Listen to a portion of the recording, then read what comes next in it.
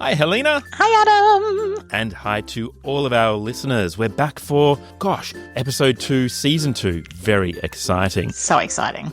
And today we've got Ben Northey in, and it's genuinely amazing. But before we get into chatting with Ben, let's introduce ourselves, shall we? Helena, take it away. My name is Helena Dix, and I'm an Australian opera singer who camps out on stages all around the world, causing mischief, mayhem, and high notes. I obviously love to sing, that's a given, and I also love to cook. I love my dog a little bit more than my husband, but don't tell him that. And of course, I love to have a good laugh. And my name is Adam Miller. I'm a former opera singer turned producer, writer and director.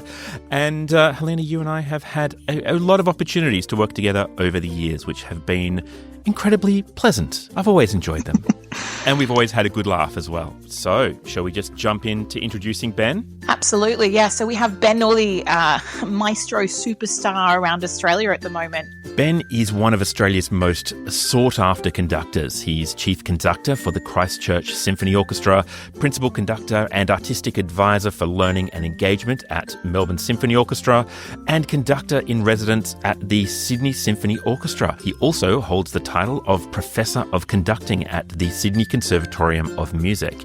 His career has taken him all over the world, and along the way he's become known for championing new music, collaborating across genres, and making orchestral music accessible for everyone, whether it's leading a Mahler symphony, bringing Tim Minchin to a concert stage, or mentoring the next generation of musicians. He does it all with passion and vision. Now, we pick up the conversation with me admiring the fantastic audio setup that Ben has in his studio.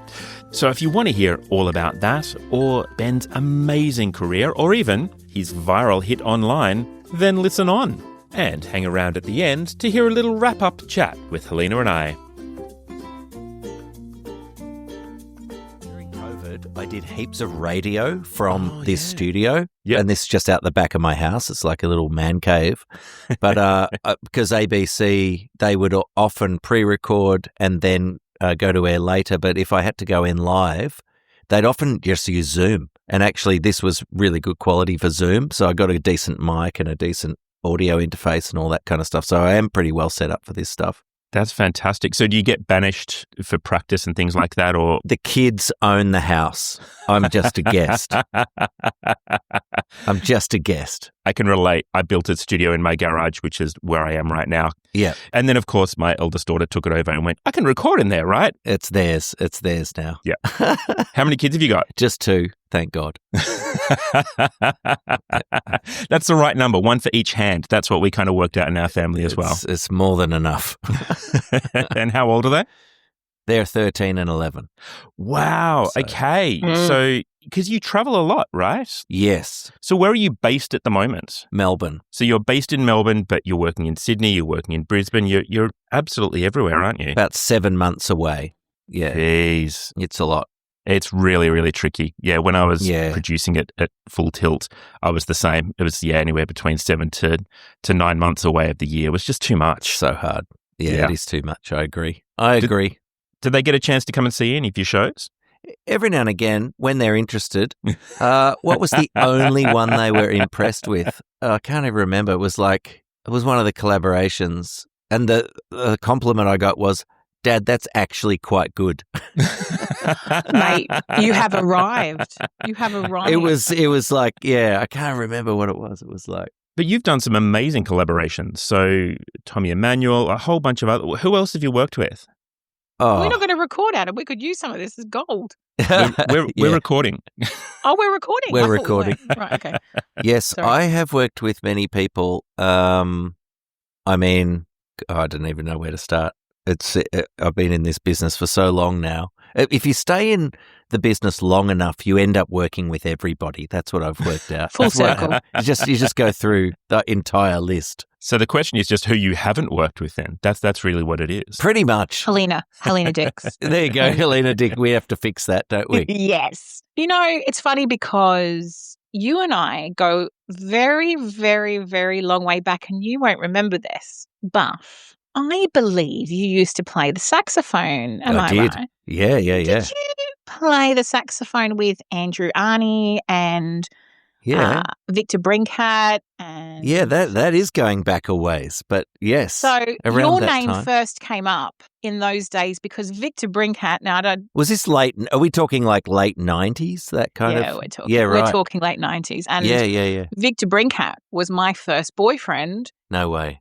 And I remember, well, you wouldn't believe it now, but I remember your name coming up very frequently. Hilarious. So actually, when you kind of started to blossom with the cold conducting thing, I was like, where do I know that name from? And I was like, oh my God, the That's boys so used to funny. talk about you all the time. Yeah, you were yeah. part of the sax crew. I was indeed. Yeah. It's a weird pathway I've had into conducting, I'll tell you that. But Andrew Arnie, God, what's he doing now? He's teaching, isn't he? He's teaching, yeah. Yeah, that's right. Yeah. Yeah. I think And I remember them saying, oh, God, that guy's so annoying. He just conducts us all the time. Like, what? No, I'm joking. I never said that. That's funny. But I do remember your name coming up, so it's kind of funny, the Yeah, circle. that's amazing. Well, I've got a link in there as well because we went to Melbourne University at the same time. We were both at the con. Oh, right. I will say in a little bit of research that we did before this, I listened to another conversation you'd had on another podcast that we won't name. And you were talking about John Hopkins, who, of course, was my first conducting teacher and my last conducting teacher because I was terrible. But it was amazing he was there at that time. Oh, he was inspirational. Yeah. He changed how I engaged with music Amazing. as well. Mm. I understood so many things via him that, again, I lack the skill to replicate and I lack the musicianship to replicate. But he was so inspirational. If I had that skill, I can totally see why you've gone down this path, being so inspired by someone like him. Yeah, well, I got into it, but I mean, it's good. It's just good for everyone to at least understand it and have the capacity to do it when needed, I think, on a basic level. Oh, yeah. But it's very good for your musicianship. And I think what you said about how you actually interact with music, it does change the way you think about it, I think. And certainly it changes the way you think about working with other conductors. Oh, yeah. That's why I think all of the orchestral musicians should try it at some point so they know what they're complaining about at some point. So what would you say then to orchestral musicians as someone who's been on both sides of the baton now? I think orchestral musicians they're so good at their job. They just want the conductor to be, as good as they are at their job. Yeah. And the problem is the orchestral musicians have been doing what they're doing since they were God knows how young. And conductors are generally working it out as they go. So that's why experience counts for a lot in conducting, and time on the podium counts for a lot, because you end up becoming as fluent as the musicians that you're working with. And I think that's really important, because then you're on an equal footing.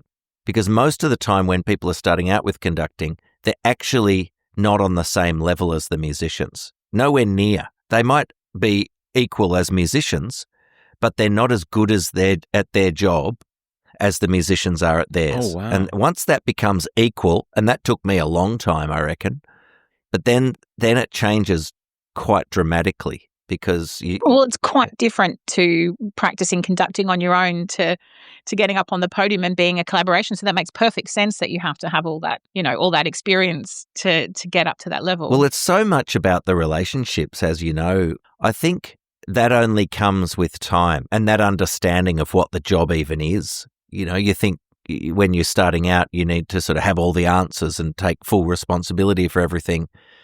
And it's a collaboration, as we know, and that's when it's at its absolute best, is when it's a collaboration and you're relying on the things that are being fed to you by those people who you're working with, and absorbing all that information and incorporating it into the vision. Now, listen, just straight up, I'm gonna ask you something outrageous, because Go on. You're a smart man, and well, obviously, and when people say, like, let's rephrase that.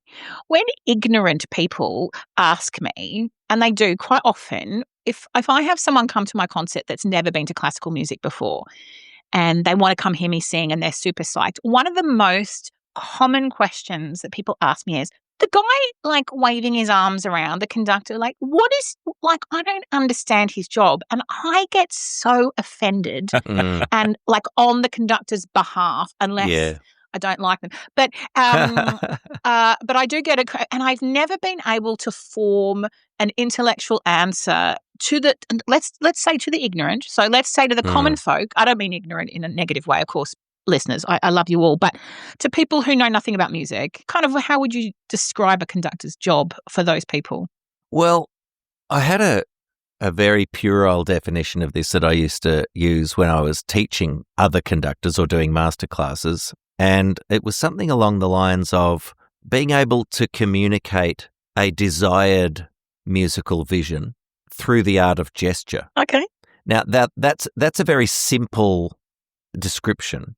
And and in the act of conducting, like let's assume it's a concert and you can't talk. That's what's happening, really.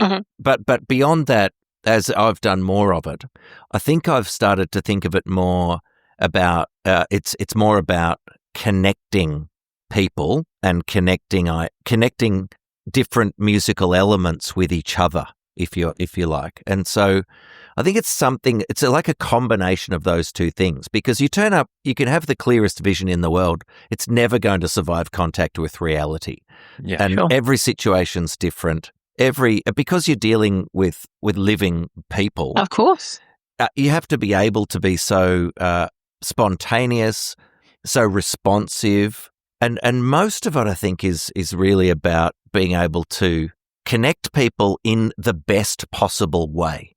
A good energy and exactly, like creating the environment for people to be at their absolute peak, supporting, challenging. It's a lot. Yeah. I mean, well, that's the thing. It's a sort of it depends what you want to make it, really. But like any, we're all capable of impacting the environment that we enter into. In a rehearsal room like you're in at the moment with the opera, we all have the capacity to be influencing that environment. True. It's just that the conductor has probably a greater potential to influence. The power. Well, just through the nature of the responsibility attached to the role. You don't have to use that. Or you could use that, you get a self-obsessed, pretentious conductor who makes everybody feel bad, which happens, as you know. Yes. And that's them using their power to do that. And so it all depends. You've got this immense responsibility given to you. How are you going to use it? Yeah, no, I agree with you. I think that's all those things. I just get so upset when people ask me the question. And because we're at the start-ish of the podcast here, and people are hearing your dulcet tones, I think we need to give people a vision. So I have a very simple question for you. Yep. With a baton or without? I like it with, and that was, everyone has a different preference. But I remember when I was training in Finland, the teacher, I tried without the baton just in one of the classes, and he said, "You're much better with the baton." And so I haven't thought about it too much. So look, every now and again I'll put it down for a certain piece of music if it feels right. But it's actually quite different conducting without a baton. Interesting. And because you get used to a certain way of sort of your communication reading to the people that you're working with. And without a baton, you lose a lot of the focus of where the actual information is being transmitted from. Like a precision kind of thing, or... That's the idea of the baton. And so, when you know what it's like in the opera, you're not watching the conductor, but you're seeing the conductor when you need to. Wow, that was a big admission from a conductor. No, but it's true. And you watch an orchestra, I mean, they're reading their music, they're not looking, but they see. Yeah, of course. And so the stick helps them to have that peripheral vision. And when you glance up on the opera stage and you just need to know where the hell are we, or what beat am I, too fast, too slow? And the stick, it helps you to see just clearly and quickly what the conductor's beat is doing at that particular time. So there's a reason it's there, but some conductors don't use it, and they have immense success. So I also think the stick allows you to not get a reputation amongst, well, I speak on behalf of singers at least, who when conductors don't use a baton and they have these really funky kind of hand movements like mixing the bowl and things like this. And see singers all the time like, oh, that's Maestro blah, blah. He mixes the bowl. He shakes the sugar. He strokes the cat. There's all kind. I mean, honestly, conductors make everyone's life so hard sometimes by just not being clear. And this is what I was talking about in that first definition. You have to be able to communicate your musical vision. You can't just have the musical vision. You have to be able to communicate it through the art of gesture. That's what conducting is, and that requires an understanding of technique. So one of my sort of pet peeves is people thinking conducting's just something that magically happens for certain people. That's not true.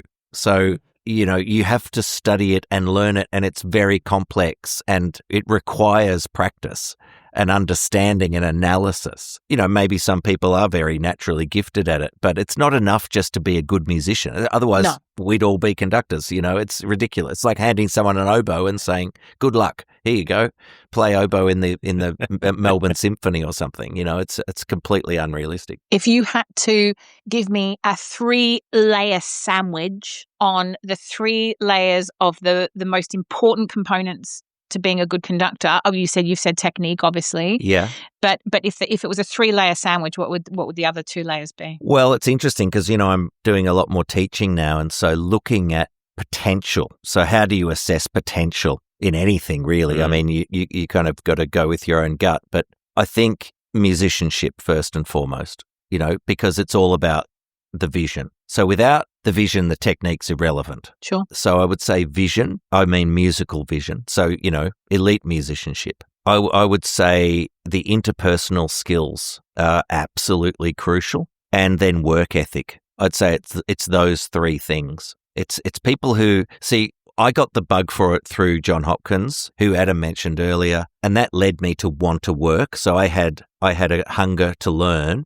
And you can see that in the students that I teach, who's got that and who hasn't. I was like 150%. So I'm going to stop playing. I'm going to go absolutely 100% into this and dedicate everything to it. I'm obsessed, Not everyone is like that. And it's probably good. It's probably healthy that they're not. I'm not saying it's a healthy thing. But the interpersonal thing is also just so crucial. As you know, it's all about connection and relationships. And some people are naturally better at that than others. And it's like personality types. And why do you want to be a conductor? That's a really interesting question, because sometimes you reveal an answer that is more about the person than about the art of conducting. Absolutely. It's self-aggrandizement and it's power. It's like, I want to feel powerful, and conducting seems like the best expression of power. And I tell you what, it's not about power. So when I stand up on the podium, and I think when most of the best conductors stand up on the podium, it's about responsibility, and it's like power's the last thing on your bloody mind. You're just trying to make it work. You're trying just to make the whole thing work. And so it's the responsibility, I think, that's the key. So that element of humility, ideally, mixed with some healthy self-confidence. It's a lot, isn't it, though? Like when you think about it.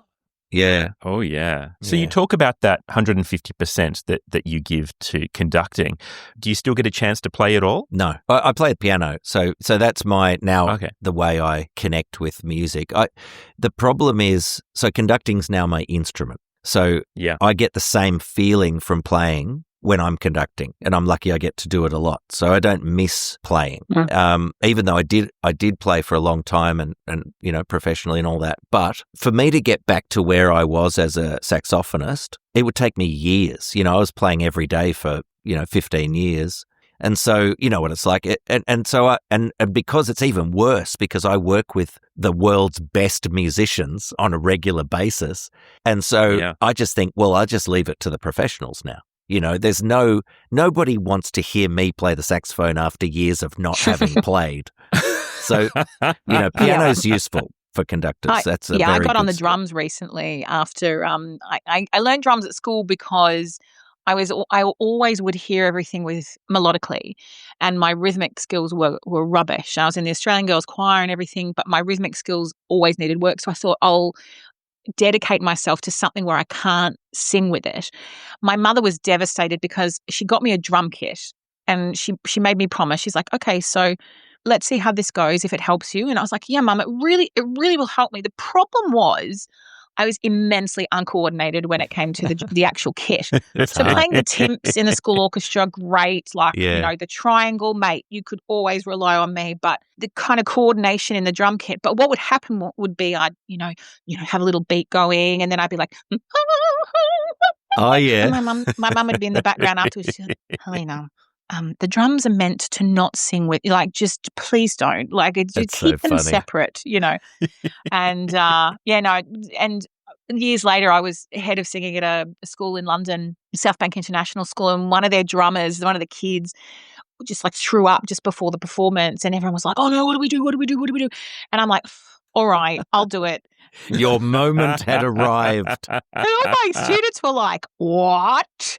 And it was just like literally, I was so bad, but it was an easy 4/4, so I was fine. And the conductor was my head of music, and she was literally crying with laughter, That's like so just watching funny. me. Because I was doing the 1, 2, 3. Oh, yeah, I can imagine. All Helena Dix knows is how to make it theatrical, and that's fine. Everything else will pass. But yeah, no idea. Yeah.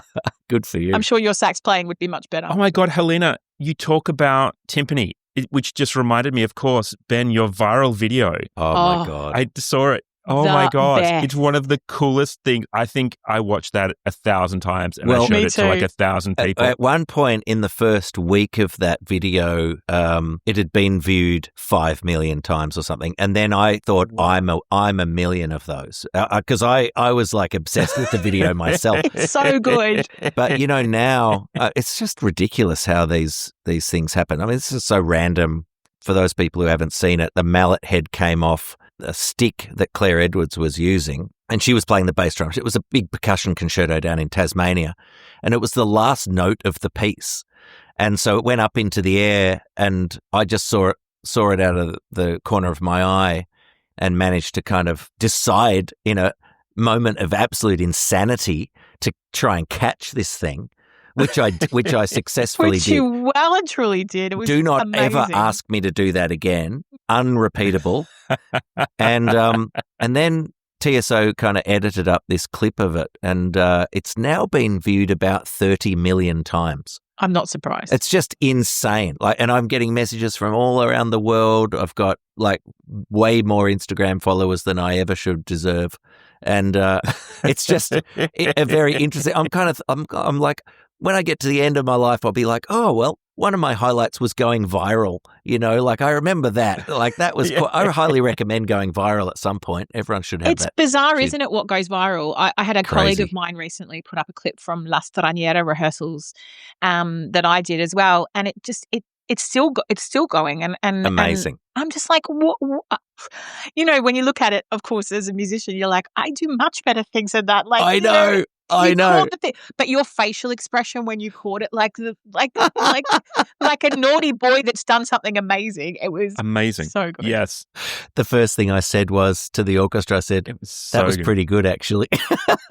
But, I was just relieved to go viral for something that wasn't like your pants falling down on stage or something. You know what I mean? That would have been way more humiliating. So I was quite happy it was something that made me look half decent. Awesome. And if people tried to get you to replicate it? It just wouldn't be possible. And it's funny, some of the comments are like, this is clearly staged. No, your face. Your face. Oh my God, no, the shock of everyone. I guarantee you that is not staged in any way, shape or form. I felt sorry for Claire Edwards, to be honest, because her amazing performance of that wonderful concerto was completely upstaged by the mallet head coming off at the end. Anyway. Oh, God. Well, you're going to start having people just following you around, throwing things at you just to check your reflexes. The next week I was with Melbourne Symphony and I walked out with a baseball glove. Brilliant. Yeah, so I'm ready, guys. Chuck anything at me. Anything. Yeah. Whatever you got. Yeah. Whatever you have, I'll catch it. I promise. I love it. Actually, there's something there for a budding young composer to put a piece together. Yeah. For conductor, catching, and orchestra. God, terrifying. That is an awesome idea. We talk about new works. You've premiered lots, particularly by First Nations composers like Deborah Cheetham, William Barton.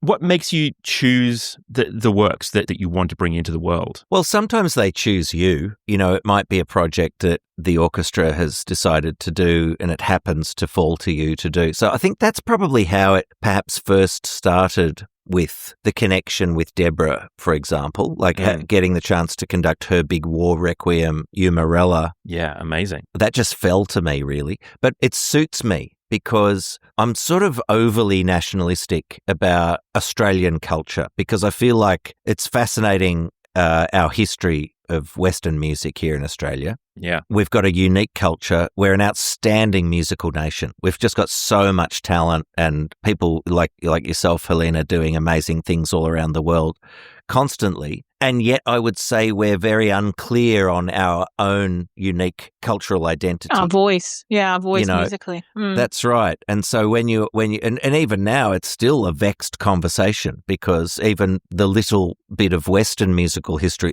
that we've got compared to Indigenous musical history in Australia, now there are questions about that. It's like, well, you know, how much has been appropriated? So I think that our Western composers in the 20th century often looked to Indigenous culture as a way of making their music Australian, or of representing Australia in music. It's probably a better way to put it. Yeah. And often they went too far and didn't, you know, get permissions to use melodic material and all that kind of stuff, or it was just, you know, but we've gone beyond that now, which is really wonderful. And so now we have Indigenous composers writing music for orchestra. We're able to tell stories from that perspective that we've never been able to do before. And so I really invested in trying to give voice to our identity as Australians. And what is that? And I think that's a very big ongoing discussion. But Indigenous culture, to me, is at the core of Australian identity. So that's how I see it. So for people who are not familiar with what that would kind of mean in the sense of how that puts itself through music, when you talk about the Indigenous works and the composers, obviously the composers are Indigenous, but are we talking about text that's relative? Are we talking about is the musicality is there a different kind of melodic way of writing, or do you just think it's all in the imagination of the composer to create those visions for us that kind of represent what they would like to create? It's such a complex discussion, because it depends who you talk to about what they think is appropriate or not. Mm-hmm. I would love to think that non-Indigenous people can have a really meaningful connection with Indigenous culture that enables them to sensitively and appropriately represent Indigenous culture in the way they express themselves. Not everybody shares that view. Sure. So, and it's an area of great sensitivity, and I'm not saying I'm right either. That's just how I feel. That's how you feel, yeah. I look at pieces like Peter Sculthorpe, one of our great Australian composers of the late 20th century, Kakadu. So this is a landscape work. So that's an Australian place. Mm-hmm. However, it does include some kind of musicological references to Indigenous musical themes, and specifically one melody called Jijili. But I think he was writing it as a homage and as a way of him feeling the need to elevate Indigenous culture to the core of Australian identity. Mm. And so he felt that he was honouring Indigenous culture by including it and elevating Including it in. Okay. And the argument against that, I suppose, is that, you know, well, he benefited from doing that personally, or, you know, that, and so this is the thing. When I think about what it is that's Australian now, we're a multicultural nation. So we come from everywhere, like many of the newer kind of colonial countries around the world. But what is it about us that's unique? It's the 60,000 years of Indigenous culture. And I just wish we could all share a meaningful embrace of Indigenous culture that was at the core of what it means to be uniquely Australian. And at the moment, I'm not sure. Well, clearly we're not there, but that's my vision for what Australia is, just as a country, let alone culturally. But I feel like we've got a role to play in that as musicians and artists. That's absolutely fantastic. And yeah, you think about those composers who are helping to spread that culture as well. It's great. Well, the stories, you get a different perspective completely. So working with Deborah, we're performing music about frontier wars that, we don't learn about in schools and we don't like talking about because it's an awkward part of our history, or Kalkadungu of, William Barton and Matthew Heinsohn. This is the thing. We're just helping Australia own its history. I mean, some people would probably say that if we're talking about Australia, they'd like you to compose a symphony about the football or, Well, you can do that too. I mean, this is the thing. There are lots of unique aspects to Australian culture, and it doesn't have to be Indigenous by any means. But I just feel like that's one thing we can all share.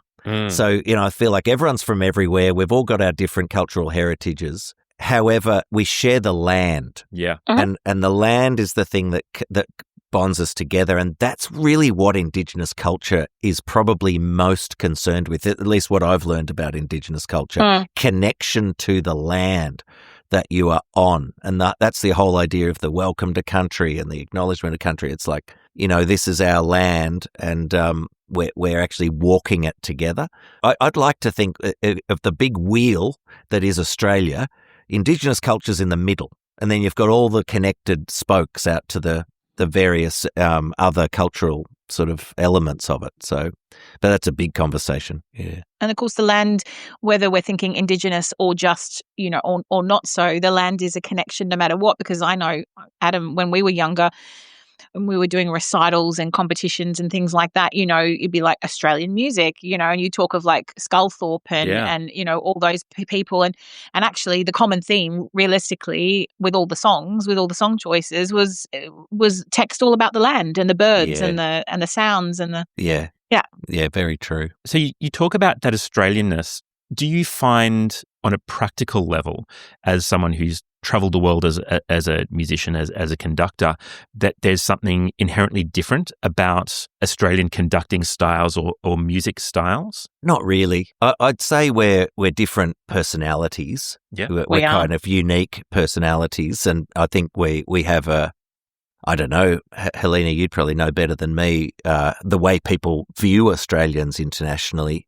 I'd be interested to know what you think about that, actually. But the words that come to mind are probably, hardworking, very committed, very serious, well-trained. Like this is the thing. We've got an elite pathway as musicians, I think, in Australia. We do it very well. The best Australian musicians are the equal of any musicians in the world. I mean, conducting, because that's a leadership position, perhaps that is slightly different. We haven't had a long history of elevating cultural leaders, regardless of conductors or in all spaces, really.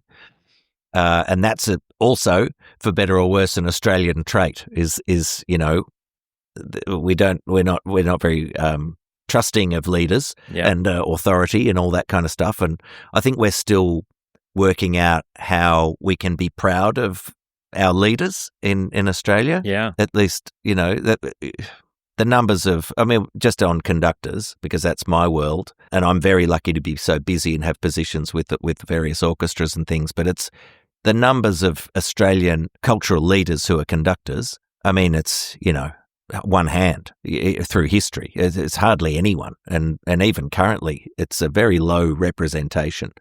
So something's going on there around our relationship with cultural leadership in Australia. And I feel like that'll be an interesting area to try and see if conducting can make a difference, because it's a symbolic leadership position, and it is something that people notice, I think, when you've got Australians in those positions. Do you think it's because Australians struggle sometimes with excellence in general, and when you talk about a conductor being at that pivotal, spot, I know for opera singers as well, if you're really great at your job and you've gone off and done a whole lot of things, and then you come back and people are, oh, who does she think she is? It's like, I don't think I'm anyone. I've just been doing my life and trying to be all my best at my craft. It doesn't make me a threat, but it's this kind of, sometimes it can be a really small-minded viewpoint towards that. And I think, I mean, as you're saying, like there's a very limited amount of conductors in those kinds of positions. When I look at people like Simone Young, who are coming through now and making big leaps and strides, and all of a sudden people are like, oh, but she's, gosh, I mean, she's more than done the hard yards around the world and back again, and people just have put her into her place so many times, and now it gives me so much joy to watch her just really get the admiration and acceptance of her excellence, I guess, is probably the best way to put it. I really love that, but of course I do, because that gives me great pleasure as a musician myself. Oh, look, that's a great point around excellence, our relationship with excellence and the whole tall poppy, cultural fringe, whatever. But with Simone, isn't it a great reminder that if you're good enough and you work hard enough for long enough, you will get handed the keys at some point. That's absolutely inspiring. Like, I look to Simone as the most inspiring Australian conductor. I just think her journey, the way she's achieved what she's achieved, it's an honour to be on that list of conductors in Sydney, for example, with her. To be, a titled conductor alongside her, that's a dream. And she's just incredible what she's achieved. Yeah. When I did Die Walküre with her last year at the Opera House, and she had me as Helmvike, and she introduced me, and she's like, "Can I just say, like, what an honour to have Helena Dix, like Norma at the Met, like doing our Helmvike." And I'm like, can I just say what an honour it is to be working with, like it's, but it's so great. Like, and she kind of sat with me backstage. She said, "Can I talk to you?" And I thought, oh no, I'm going to be sacked. Did I sing a wrong note? Because I love her to bits. She's slightly terrifying, but in the best ways possible, She knocked on my dressing room door and she kind of came back and she said, "I just wanted to say how awesome it is." And I just was like, wow, I remember being in the Opera Australia chorus when she was the boss, and just being so terrified and of singing anything that was wrong, because I just wanted to impress her. And my very first Verdi Requiem was in the middle of nowhere in England, right? So this little church, first time, and I was like, great, really, I was in my zone. And I look up and in comes a latecomer, and it was Simone. Oh. And her and her hubby, he was teaching, I think, around there at the time, and she saw my name on the bill and she recognised it. She came. I missed my entire first line because I was so distracted. That's so funny. I think I did the Kyrie, and then I did some weird line where I just didn't come in, and she literally came up to me after. She went, "What happened?" And I went, You happened. You can't That's just so prance funny. into the church and expect me to be funny. like, oh. And then years later, we met up and got to work together again at the Royal Academy. And she's just. No, she's got aura. She's got aura, Simone, as the young guys would say. My kids would say, she's got aura. She's been aura farming her whole life. I tell you what, Ben, what I really loved about coming together with the Sydney Symphony, and I know you work with them now, and I'd be interested how you find the attitudes, I guess, and the collaborations between different orchestras in Australia, if you're brave enough to say so. Sure. Because whilst I had a small part in the Wagner, what I found uplifting and really inspiring wasn't just Simone, was actually the orchestra themselves. They were really collaborative with the singers. And of course, a symphonic orchestra, for those of you who don't know, who are listening, so a symphony orchestra will play with singers sometimes, but they tend to thrive more on the symphonic work or be, still, but they obviously still work with singers in context for concerts and things. But opera orchestras are really variable for me around the world, and their attitude towards the singers. But I found the Sydney Symphony on stage with Die Walküre, obviously you're already got a good thing to start with, and everyone has really fantastic soloistic opportunities that are on the stage. So it's a real big collaboration. But I found that kind of teamwork and the joy and the inspiration, I was only singing a small part, but they were all chatty and they just wanted to do their best. And it was honestly one of the best kind of musical experiences I've had in a long time. And I really thought about why. And I thought, you're right, because I've heard you talk about the conductor's job in creating that atmosphere and that collaboration. And I really found that on those performances. And it was Simone, it got led by the helm, but the players themselves. So how do you find do you find in general in Australia there's one kind of attitude, or is it different state to state, or? Oh, no, it's different. I mean, everyone's got the, Australian kind of personality traits of having good time, being quite laid back at times. The best orchestras don't wait for someone to make the culture for them. They have it themselves. So Sydney are unreal like that. Yeah. And the word you mentioned was joy. Like, they bring this incredible, joyful way of working, which is so wonderful and just such a pleasure to engage with. And, they've got very high standards. They're very driven. And, as you say, they want to work hard. And I think all orchestras want to work hard. They want to sound good. But for some orchestras, it's like, if we're not under stress, we're not working. The best orchestras I think, are at least open to the idea of you don't have to be terrified to be great. Yeah. You can be having the best time and be even better. So, it's about unlocking the pressure a lot of time. So it feels so naughty though, doesn't it? But it's wonderful. Well, it's a confidence thing, and I suppose it's about the particular people. Some orchestras are way more serious than others, but I think it's fascinating to me that some orchestras like the tough love, and they respond really well to that, for people telling them what all the problems are, and, like, this isn't good enough, and that may be true. And, the thing I've learned is however you get your results, the results are the results. Yeah. And so everyone's going to have a different way of leading an orchestra through those things. But my own personal style is I want to have fun. I want to have a good time, and I want to be in an unlocking role. I don't want to be putting pressure on people. I want to be releasing pressure from people so that they can be fearless and they can take risks and they can express themselves and not worry about bloody mistakes, because no one cares. Just no one cares except us. We care, and we're worried about being judged by our colleagues, but we don't play music to not make mistakes. I've said this in many forums, we play music to express ourselves so honestly that the mistakes don't matter. It's irrelevant. And, orchestras are capable of releasing the shackles, and that's when things really catch fire. And you can just go to an amazing place artistically. I heard something really interesting that you said in another podcast that shall not be named. And I found it really curious because I've seen a conductor do it before and I never realized why he did it. You said that quite often if someone's made a mistake in a rehearsal, a player's made a mistake, you don't need to tell them that because they know. And actually all you need to do is to stop, to not say anything and just to do it again, and they'll correct it because, they're good players and they understand. And it's funny because the wonderful Mark Wigglesworth, we've worked together many times and we will be working together again next year, and I'm so thrilled. Lucky because it's you. one of my favorite pieces.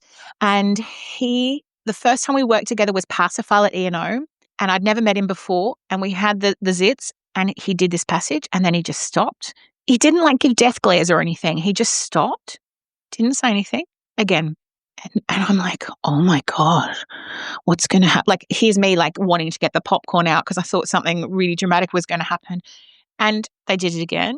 I don't claim to know what was better or worse. And he stopped and he went, and again. And I was like, oh, is this passive aggressive? What's going on?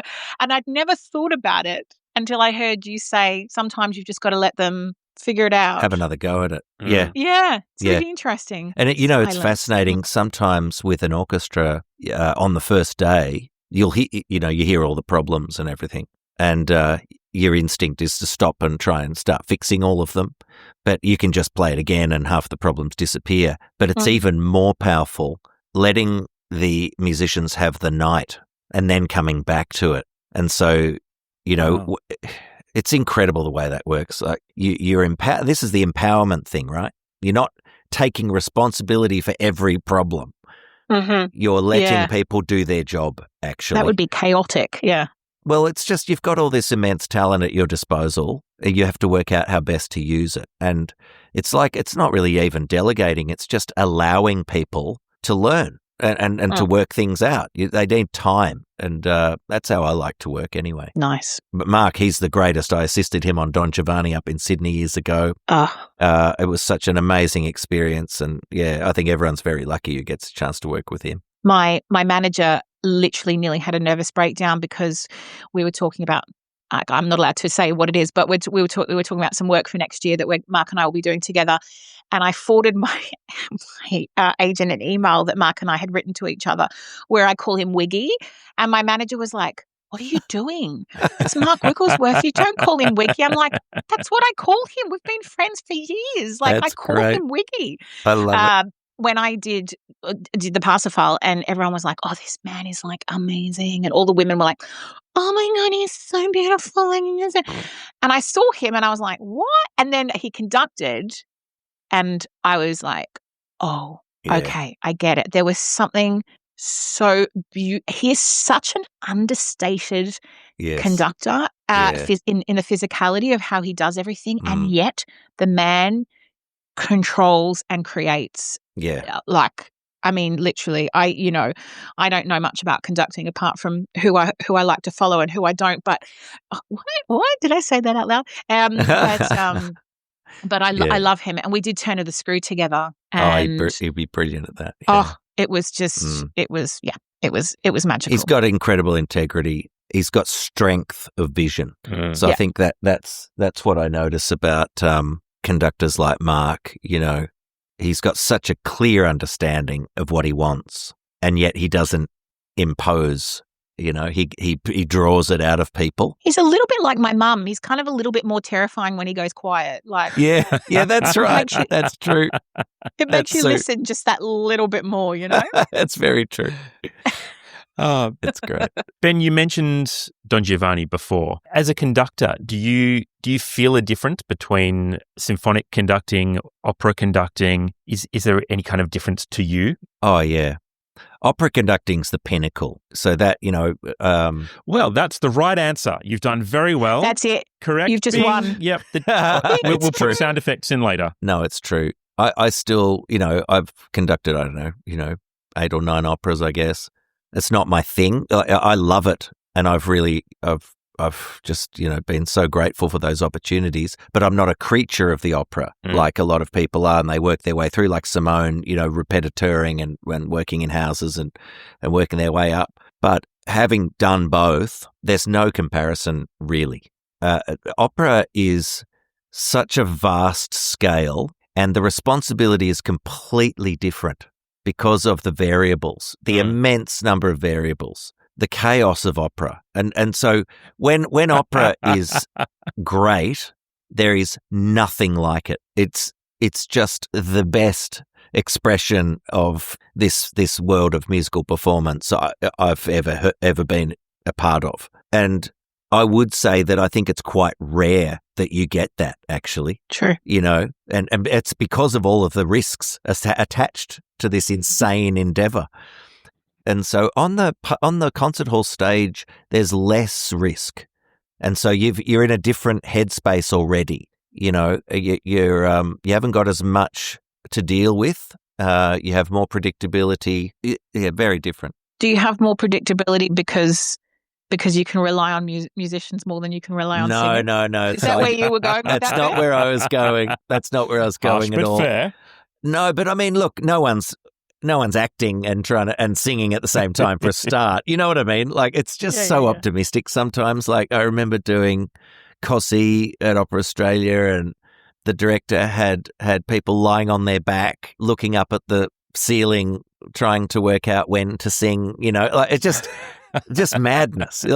Just how are we going to possibly make this work? And the first time I did Turandot, I was jumping in for second cast with no rehearsal with the orchestra. I'd never conducted it before, and I and the tenor had a throat problem and had to withdraw after Act 2. No, and the substitute or was your come conducting just that bad that he went? He'd had not enough. coming back. It was a slow tempi. It was a slow exactly. tempi. And so I remember the substitute tenor was in bed. He got the call and had to come in to the opera house and sing Nessun Dorma as the first thing that he sang. No pressure. Straight out of the PJs. At least he was fresh. He was fabulous too. But it's this kind of stuff that can happen in opera. Like it's just, there's never a dull moment. It's thrilling. It's just thrilling. So I would just say, if you're not conducting opera, you're not a real conductor. That's what I would go that far. Like, honestly, it really is like that. Yeah. I mean, I know what you're saying about juggling and everything, but from a technical point of view as a conductor, does it require a different skill set, do you think? Not necessarily. I think you need to be extra clear in opera. So you have to have a lot of control. And, your attention is split between two things. I think that's probably the biggest thing. The stage and the pit thing doesn't exist when you're just doing a regular symphony concert. So your focus is unbroken for longer periods of time. And so I think, that's a huge projecting your gestures over vast distances like opera stages. That requires a different kind of technique and control and connection. That connection with the performers and looking, what the thing is with opera, looking after singers, like actually looking after, but honestly supporting singers. No, it's got to be 90%. It's 90% of the game. It's not like the singer needs to follow the conductor. The conductor needs to look after the singer. That's how it should work. Like, so you do all your rehearsing, you get on the same page interpretively and you have all your ideas. But when it's concert time, the conductor looks after the singer, 100%. It's funny you say that because I'm not going to name names, but a very, very big opera that I did in a very, very big house overseas, one of the reviews actually said, because I was jumping in for a very big role, and one of the reviews actually said a comment about how the conductor was very unkind to me, and it was obvious that they were doing it on purpose, which was very true. Wow. And you would think it would be the opposite in that kind of situation. And this particular person was very unkind, and in the end, at first I was devastated because I was like, I could feel that it just wasn't, and I'm a very musical person. I'm not someone who's going to try and, do my prima donna tempis and stuff like that. But then there was the Australian in me that just went, you know what, you're going to play that game? Let's go. Yeah, and I would just hold my high notes for even longer. And then there was this look of like, so in funny. The pit, and he did this, like he kind of waved his finger like as if Hilarious. To say, come on, keep going. And I was like, I'm just not going to look at you because I know what you're playing at. Yeah. But the fact that the reviewer mentioned it, really, I was like, wow, okay, I love the collaboration between conductor and singer. It's one of my favorite things. Totally. I worked with a conductor recently, an Italian conductor called Carlo Goldstein in La Monnaie in Brussels. Yeah, and Jamie Barton, who we've had on the podcast, we were talking about that just the other day, how an awesome conductor can just make or break the contract. You know what I feel like? You should be able to feel like you can do whatever you want. That should be the feeling of freedom. Within reason. Within reason. Of course. But that should be the kind of feeling. Rather than being constrained, you should feel like whatever I do, the conductor's got me. So, even if you get yourself into trouble and suddenly the breathing's different or, the support is different, the conductor will be there for you when they need to be. So I just feel like that's accompanying. And my favorite conductors are always the best accompanists. I don't know why that is. I think it's like just an empathy thing and that understanding, not just of singers, but of instrumentalists. Well, it's the psychology behind it too, isn't it? Yeah. Yeah, that's right. You're looking after people. And you're ideally looking after each other. And that's the only way, I'll tell you what, that's the only way music works in big ensembles, is that everyone looks after each other. And when I'm sorry to hear that those horrible things happen when people don't do that, but that's what it is. It's like we've decided we're not looking after each other now, so we're on our own. That's so horrible. Yeah, and it does feel like that, Yeah. and when you're under those big pressures, that's the last thing you need. Yeah, that's unacceptable. Yeah, so I'd like to think that doesn't happen very often. I have another important question. Do you have any pre-concert rituals or superstitions that you'd be willing to admit to publicly? Oh, not really superstitions. I mean, I always turn up early. I'm one of these people who I just hate the stress of being late for anything, and so I'm always there crazy early. And my wife will say, "What time are you leaving for the gig?" And I'll say, "Oh, I'll probably leave around 6." And she goes, "So you'll leave at 5:30, won't you?" I'm like, "I don't know, maybe." And then at 5, I'm gone. Maybe. So I kind of like that calmness. I like being able to be sort of take my time and not have to rush. I don't sort of enter the superstition kind of world very often, but what I do like doing is preparing myself mentally for all of the possible outcomes. So, and this is a performance anxiety tool, really, because I realized that most of my anxiety came from worrying about things that might happen. And I think that's the definition of anxiety. It's always in the future. Yeah. And it's like the hard bit. It's the high note. It's the difficult bit you're struggling with. And so all this other stuff doesn't matter because you know that bit's coming, right? So you're constantly focused on it. And, I kind of worked out that, and this was through talking to a lot of people, but you take out all of the possible outcomes with you. So, and you sort of pre-calibrate yourself to be okay with something not working. And so you realize imperfection is part of our job. Absolutely. And, it's just part of every performance is going to have imperfection. And once you accept that and you work at getting so good that those imperfections are actually quite small, and often unnoticeable to others. They're our and I say to things, young singers that I work with all the time, perfect is boring. Yeah, of course perfect is for a CD, right? Like that's what perfect is for. Perfect is not for live performance. I want to. If a breath is in the wrong place or something, don't worry about it. Like that's no one right. cares. It's, But I think the mindset then turns into a readiness, and so I often. I walk out and I go, okay, I know everything's on the table. I don't know what's going to happen. I accept it. I accept that things might go wrong. And what it means is I don't become scared of it. It just means that I'm ready. So I'm up on the podium, and when something does go wrong, which inevitably it sometimes does, and you've got a big job as the conductor to get things back on the rails, you're not intimidated in that moment.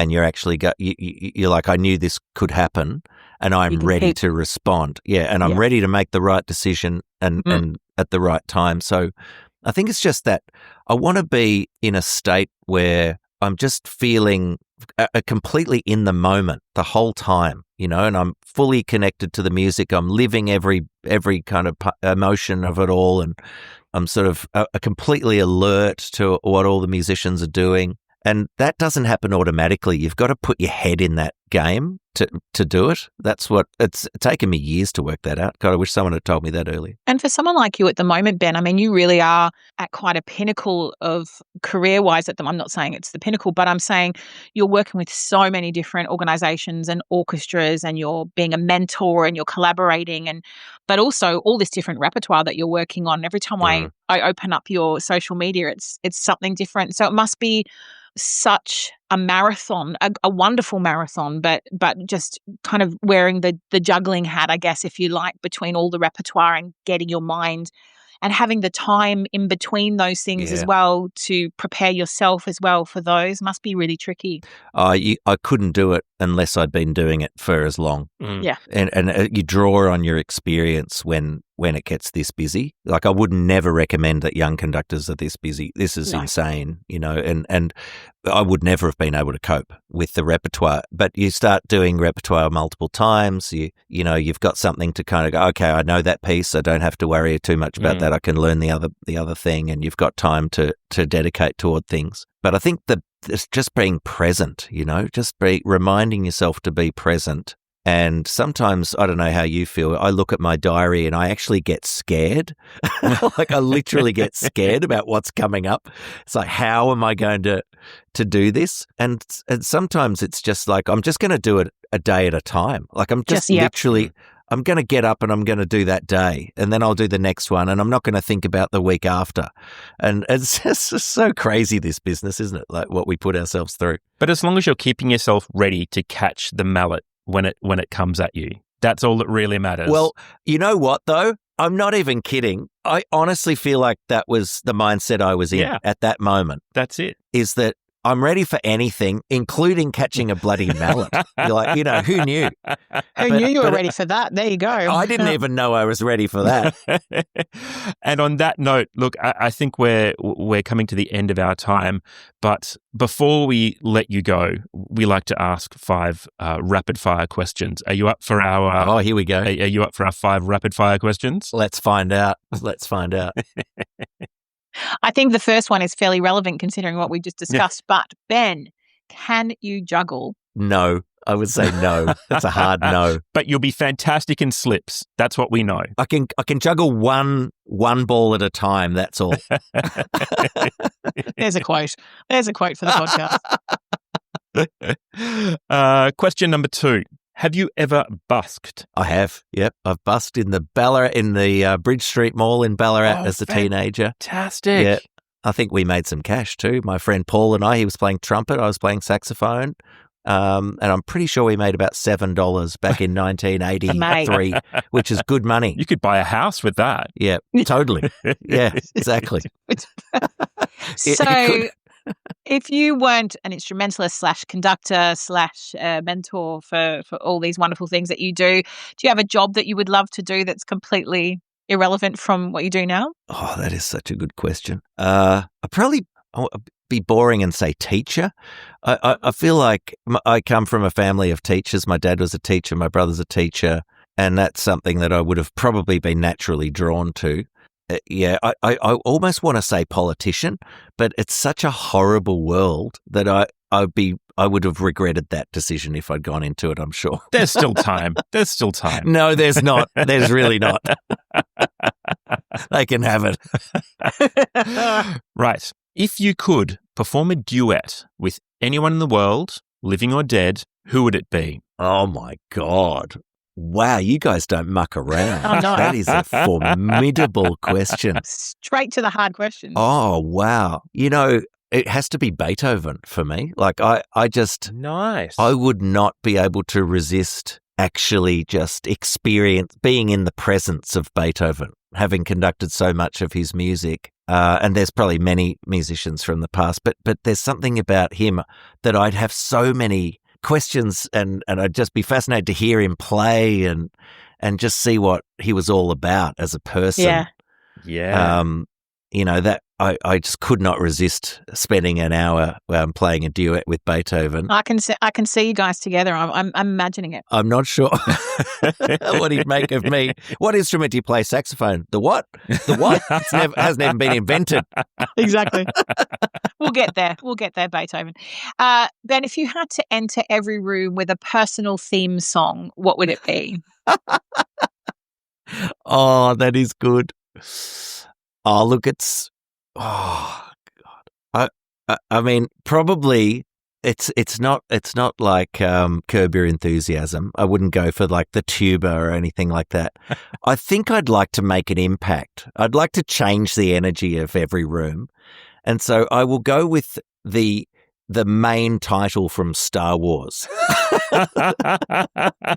And just bam. Excellent. Here I am, people. I have Yep. arrived. Great. Yep. What I love is so many people have chosen Darth Vader's theme, but you've gone with the main Star Really? Wars theme, which I'm is going for the light. fantastic. Yeah, my major key has Yep. to be major for me. Yeah, enter with a smile and a sense of optimism. So good. Smile, light, and jazz hands. I love it. Right in there.